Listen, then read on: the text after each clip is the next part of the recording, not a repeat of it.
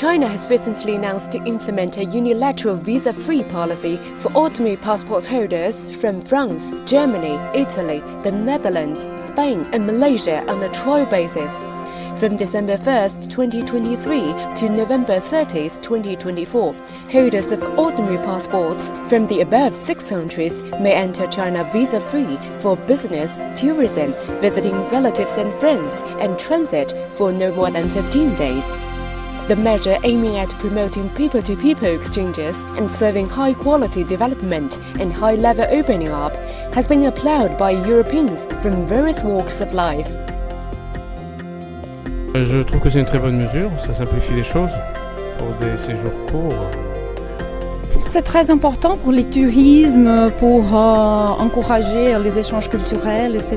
Donc c'est vraiment positif. Also die verschiedenen Facetten, also zwischen Stadt und zwischen Land, allgemein auch die Politik. Man kann sich immer selber davon überzeugen, auch weil Sie gerade meinten, wegen der Visapflicht, da die jetzt aufgehoben wurde.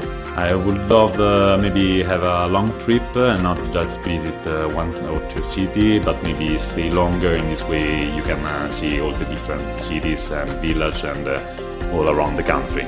Sempre ha tingut Xina com a focus country, no? Sempre ha sigut una dels països que hem tingut presents als nostres plans d'internacionalització perquè l'hem considerat un dels països amb més, no només hi ha potencial, perquè en algunes tecnologies doncs, ja ens estan avançant a nosaltres, sinó en un país als quals les nostres empreses han d'estar presents d'alguna manera.